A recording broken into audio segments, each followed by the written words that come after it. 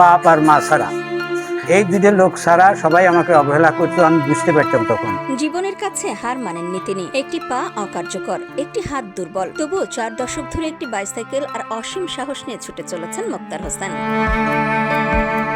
লাঠিতে ভর দিয়ে হাঁটেন, সেই লাঠি সাইকেলের সঙ্গী করে এক পায়ে বাইসাইকেল চালিয়ে প্রাইভেট পড়াতে যান। এভাবে বছরের পর বছর ধরে পাবনার বেড়া পৌর এলাকার বিভিন্ন মহল্লায় বাড়ি বাড়ি গিয়ে প্রথম থেকে পঞ্চম শ্রেণীর শিক্ষার্থীদের প্রাইভেট পড়ান মোক্তার হোসেন। মাত্র 5 বছর বয়সে পোলিও রোগে আক্রান্ত হয়ে তার ডান পা অকার্যকর হয়ে যায়। একই সঙ্গে তার ডান হাতও দুর্বল হয়ে পড়ে। একটি লাঠি হয়ে ওঠে তার চলাচলের ভরসা। কারো অবহেলায় থেমে যায়নি তার স্বপ্ন কিংবা জীবন যুদ্ধ। এটাকে আগে মানুষ বলতো যে প্যারালাইসিস কিংবা টাইফয়েড কি অধঙ্গ এই ধরনের বলতো। আসলে জিনিসটা তা ছিল না। আসলে জিনিসটা হলো ওই পোলিও। এই পোলিও হয়, আমার জ্বর হয় 1 মাস, 1 মাস জ্বর হওয়ার পরে তখন আমার এই ডান পাটা নষ্ট হয়ে যায়। তখন আমার বয়স ছিল 5 বছর। 5 বছরের বয়স আমার এই ধরনের হয়। কিন্তু আমার যখন জ্ঞান হয় তখন আমি তখন বুঝতে পারি যে আমার একটা পাও নষ্ট। তখন আমাকে অবশ্যই আমার একটা পাও নষ্ট, আমাকে অবহেলা করতো কিন্তু বাপ আর মা ছাড়া, এই দুটো লোক ছাড়া সবাই আমাকে অবহেলা করতো। আমি বুঝতে পারতাম তখন বুঝতে পারতাম। তখন বাপ মা পড়ানোর লেগে আমার খুব চেষ্টা করছে।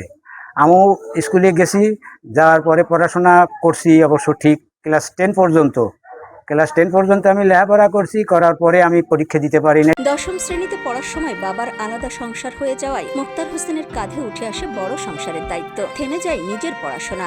আমার আব্বা দ্বিতীয় বিবাহ করছিল, তখন আমাকে আর পড়াশোনার খরচপাতি দিতে পারতো না। তখন আমি পড়াশোনা বাদ দিই। আমরা 8 বোন 5 ভাই। আমি আছি, আমাকে সবাই মনে করেন যে অবহেলার চোখেই দেখতো। আর আমি কারো সহায়তা পাইনি, জীবনেও কোনোদিন পাইনি। তখন আমাকে বিয়েটাও কেউ দিয়ে দেয় নাই। আমি নিজেই বিয়ে করছি এবং তখন আমি বুঝতাম যে আমার চলে ফিরে খাওয়া লাগবে। তখন আমি প্রাইভেট পড়াবে যাই। এক বাড়িতে আমাকে জিজ্ঞাসা করে যে আমার বাচ্চা ঘরে পড়াবে, আমি তা ঘরে পড়াতাম। পড়ানোর পর তখন ও বাড়িতে আমার ছেলেপেলের রেজাল্ট আমি ভালো করে দিই। পড়ানো থেকে 40 বছর আগে পড়াতে ছেলেদের রেজাল্ট ভালো হয়, আমাকে সবাই ডেকে নিয়ে যায়।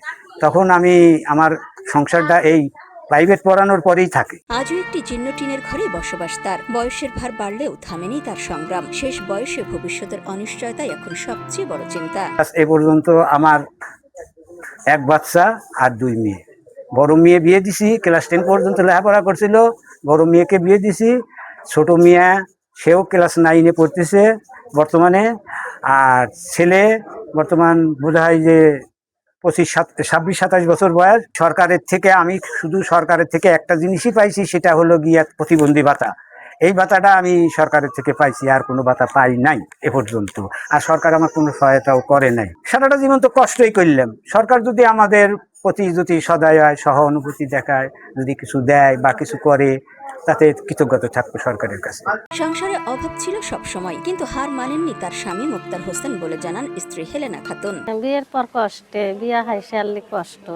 তার পাশে দোকান ছিল, দোকান করতে ঋণ হয়।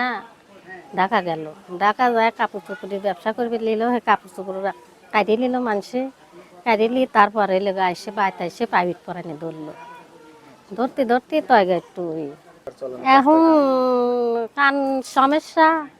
এখন প্রাইভেট পড়ায় কম পড়ায়। আগে পড়াই তো মেলা ভালোই চলতো, এখন একটু কম পড়ায়, সংসারটা একটু নর্মালি। প্রতিবেশী ও স্বজনদের দাবি, সম্মান আর সততার সঙ্গে জীবন কাটানো এই মানুষটির পাশে শেষ বয়সে সরকার দাঁড়ালে হয়তো একটু স্বস্তি মিলবে তার দীর্ঘ সংগ্রামের জীবনে। ছোটবেলা থেকে চিনি, সে এখন মাস্টারি করে চলে। সাইকেল চাপড়া যায়, 1 পাও দিয়ে আর 1 পাও দিয়ে চলে আসে। এইভাবে কষ্ট তো আছেই, সংসার জীবনে কষ্ট। তার তোর ভাবে আর্থিক অবস্থা রেখে যায় নাই। এক পাওয়ার পর জীবন যুদ্ধ করে চলছে। অনেকদিন ধরে এসে বেকার দেয়, চলাফেরা করে। 2টো মেয়ে, একটা ছেলে। টিউশনের মধ্যে হাইটে আগে টিউশনি করতো, লাঠি ভর দিয়ে। লাঠি ভর দিয়ে টিউশন। এখন তাও 15-20 বছর যাবত আবার সাইকেল নিয়ে আস্তে আস্তে ওই মানুষ এক পা দিয়ে সাইকেল চালায়। এখন তার একটু কষ্ট, মানে আর্থিক অবস্থা খুবই খারাপ। বয়সও হয়ে গেছে, 1 পা দিয়ে সাইকেল চালায়, সরকারের কাছে সরকার যদি আমার চাচার একটু সাহায্য করতো, এটাই না করলে আবেদন আছে। একটি পা, একটি বাইসাইকেল আর অসীম মনোবল নিয়ে তার এই পথ চলা শুধু একজন শিক্ষকের সংগ্রামের গল্প নয়, এটি হার না মানা জীবনের এক অনন্য দৃষ্টান্ত। নিউজ ডেস্ক, সোনালী নিউজ।